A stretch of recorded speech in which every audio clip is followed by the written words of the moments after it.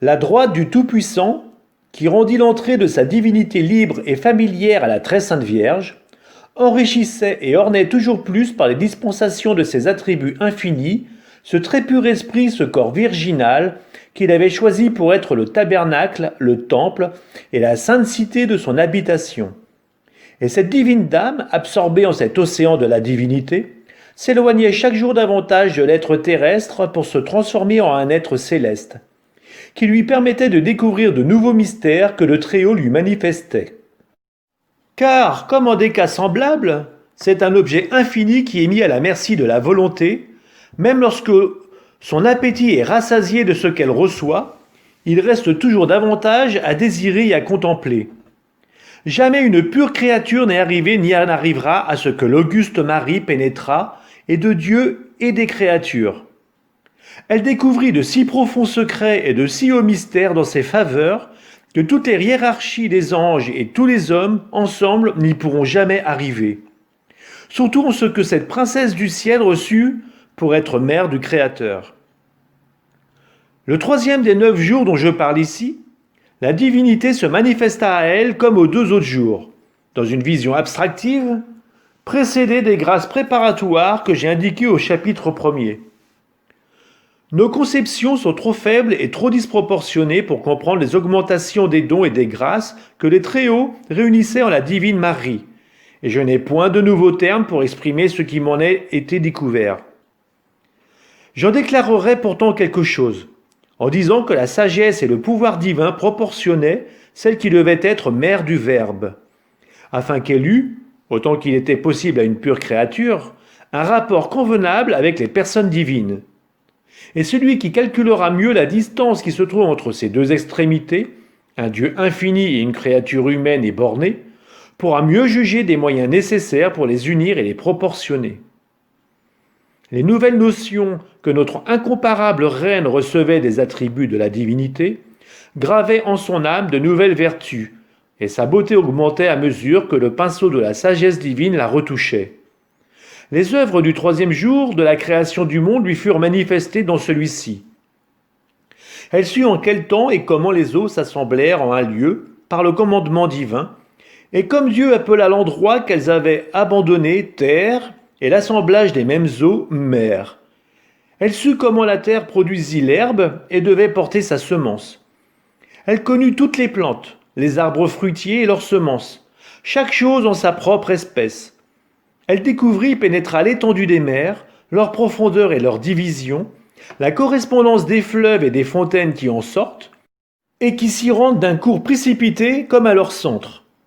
Les propriétés des plantes, des herbes et des fleurs, des arbres, des racines, des fruits et des semences, et comme elles peuvent toutes servir en quelque chose à l'homme. Notre grande reine connut tout cela d'une manière plus claire, plus distincte et plus complète qu'Adam et Salomon, et nous pouvons dire que par rapport à elle, tous les savants du monde furent des ignorants, nonobstant leurs longues études et leurs longues expériences. La très pure Marie apprit les choses les plus cachées, comme dit le sage, et comme elle les apprit sans fiction, elle les communiqua sans envie. Et tout ce que Salomon a dit dans cet endroit fut accompli en elle d'une manière très éminente. Notre reine se servit de cette science dans quelques occasions pour exercer la charité envers les pauvres, comme je le dirai dans la suite de cette histoire. Mais elle en disposait aussi librement. Elle en usait aussi facilement que le plus habile et le plus expert des musiciens pourrait se servir de ces instruments. Et nous pouvons dire la même chose de toutes les autres sciences. Si elle eût voulu en user, ou si les applications en eussent été nécessaires au service du Très-Haut, car elle était maîtresse en toutes, et elle se trouvait réunie en elle dans un tel degré de perfection qu'aucun des mortels n'en a jamais pu si bien posséder une seule qu'elle les possédait toutes. Elle avait aussi un entier pouvoir sur toutes les vertus et les qualités des pierres, des herbes et des plantes. Et ce que notre Seigneur Jésus-Christ promit à ses apôtres et à ses premiers fidèles, qu'ils ne recevraient aucun dommage des choses empoisonnées, quand même ils en boiraient. Fut accordé à notre auguste princesse avec un tel empire qu'aucune de ces choses ne put lui nuire, ni la blesser sans qu'elle le voulût. La très prudente dame tint ses privilèges toujours cachés, et elle ne s'en appliquait point l'usage, comme nous l'avons déjà dit, pour ne pas se priver des souffrances de son très saint Fils, devait choisir. Et avant de le concevoir et que d'être mère, elle était gouvernée en cela par la divine lumière, et par la connaissance qu'elle avait de la passibilité que le Verbe incarné devait recevoir. Après qu'elle fut devenue sa mère, voyant et expérimentant cette vérité en son propre Fils, elle donna permission, ou pour mieux dire, elle commanda aux créatures de l'affliger par tout ce qu'elles avaient de rigoureux, comme elle le faisait envers leur propre Créateur humanisé. Et parce que le Très-Haut ne voulait pas toujours que son épouse, son unique et son élu fût maltraité des créatures, il les retenait ou les empêchait plusieurs fois, afin qu'il y eût quelques intervalles auxquels la divine princesse jouit des délices du souverain roi. La très sainte Vierge reçut un autre privilège, singulier en faveur des mortels dans la vision de la divinité qu'elle eut le 3e jour. Parce que Dieu lui manifesta dans cette vision, d'une manière particulière, l'inclination qui portait l'amour divin à remédier aux malheurs des hommes et à les délivrer de toute leur misère. Dans la connaissance qu'elle eut de cette infinie miséricorde et de ce que le Très-Haut devait opérer par elle avec tant de bonté, sa divine majesté le fit participer à un plus haut degré à ses attributs, afin qu'ensuite, comme mère et avocate des pécheurs, elle intercédât pour eux. L'influence sous laquelle la très pure Marie participa au même amour que Dieu portait aux hommes, et le désir qu'elle ressentit de les soulager, furent si divins et si puissants qu'il ne lui aurait pas été possible de résister au feu du zèle qui l'embrasait pour le salut de tous les pécheurs, si la vertu du Seigneur ne l'eût fortifié. Par la violence de cet amour et de cette charité, elle se serait livrée 1000 fois aux flammes, aux tourments les plus rudes et à la mort même s'il lui était nécessaire. Et elle aurait embrassé avec beaucoup de joie tous les martyrs, toutes les afflictions, les fatigues et les douleurs pour le salut des mortels.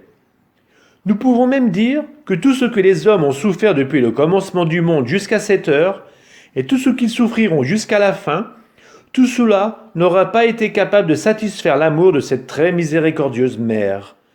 Que les mortels et les pécheurs considèrent donc ce qu'ils doivent à la très sainte Vierge. Il est certain que dès ce jour-là, notre aimable princesse devint mère et de pitié et de miséricorde, et d'une grande miséricorde, pour 2 raisons. L'une, parce que dès lors elle voulut avec une affection et une ardeur singulières communiquer sans réserve les trésors de la grâce qu'elle avait connus et reçus. Ainsi, ce bienfait du Seigneur la remplit d'une bénignité si admirable et lui donna un cœur si doux qu'elle en aurait voulu donner un semblable à tous les hommes et faire passer dans leur cœur ces mêmes trésors, afin qu'ils eussent été participants du divin amour qui brûlait dans le sien. La seconde raison est parce que cet amour que la très sainte Vierge conçut pour le salut du genre humain fut une des plus grandes dispositions qui la préparèrent à concevoir le Verbe éternel dans son sein virginal. Aussi, il était très convenable qu'elle fût toute pleine de miséricorde, de douceur et de pitié, puisqu'elle seule devait concevoir et enfanter le Verbe incarné, qui voulut bien par sa miséricorde, par sa clémence et par son amour, s'humilier jusqu'à notre nature et naître d'elle, passible pour les hommes. On dit que les enfants participent du naturel de leur mère, parce qu'ils en reçoivent les qualités comme l'eau reçoit celles des minéraux à travers lesquels elle filtre. Ainsi, quoique le Fils de Marie tirât ses avantages de la divinité, il ne laissa pas néanmoins d'avoir aussi part dans le degré possible aux inclinations de sa mère, et elle n'eût pas été ordonnée pour concourir avec le Saint-Esprit à cette conception, qui fut la seule exemple de père, si elle n'eût eu les relations convenables avec le Fils dans les qualités de l'humanité. La divine Marie sortit de cette vision, et elle employa tout le reste du jour aux prières et aux demandes que le Seigneur lui ordonnait, augmentant sa ferveur et laissant le cœur de son époux toujours plus pénétré de son amour, de sorte qu'il était déjà impatient, pour emprunter notre langage ordinaire, de se voir entre les bras de sa bien-aimée. L'instruction que notre auguste reine me donna. Ma très chère fille, le bras du Tout-Puissant opéra de grandes choses en moi dans les visions de sa divinité, dont il me fit jouir durant ces jours qui précédèrent celui auquel je le devais concevoir dans mon sein. Et quoiqu'elle ne me fût pas manifestée immédiatement ou sans voile, elle le fut pourtant d'une manière très sublime et avec des effets réservés à sa seule sagesse. Quand j'en renouvelais la connaissance par les images qui m'en étaient restées, alors je m'élevais en esprit et je comprenais ce que Dieu était envers les hommes, et ce qu'ils étaient envers sa divine majesté. Dans cette considération, mon cœur s'embrasait d'amour et se brisait de douleur, parce que je pénétrais en même temps la grandeur immense de l'amour que Dieu a pour les mortels, et la noire ingratitude et de l'oubli par lequel les hommes répondent à une bonté aussi ineffable. Je serais morte plusieurs fois en considérant ces choses, si Dieu même ne m'eût soutenu et conservé.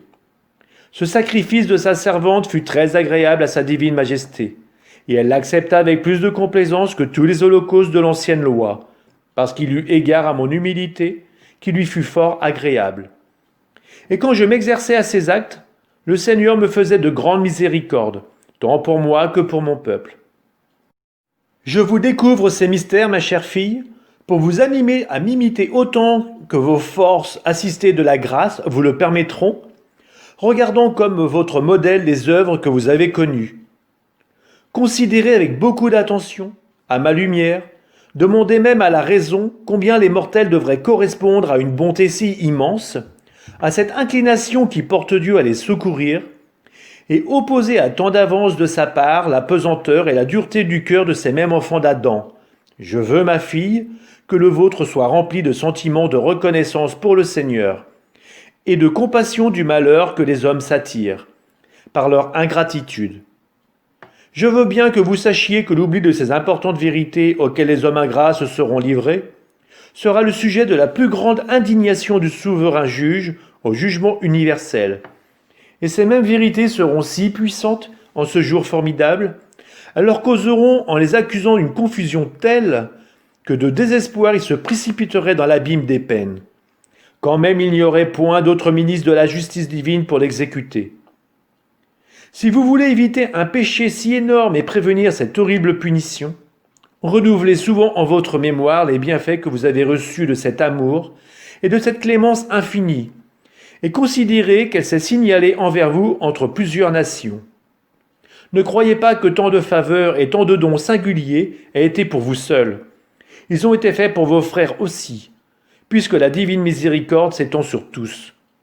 C'est pour ce sujet que le retour que vous devez au Seigneur doit être premièrement pour vous et ensuite pour eux. Et parce que vous êtes pauvres, présentez, avec le peu que vous avez, la vie et les mérites de mon très saint Fils, et tout ce que j'ai souffert par la force de l'amour pour me rendre reconnaissante à Dieu. Par ce moyen, vous suppléerez en quelque façon à l'ingratitude des mortels. Et c'est ce que vous devez fréquemment pratiquer en réfléchissant à ce que moi-même j'éprouvais lorsque je m'adonnais à des pratiques semblables.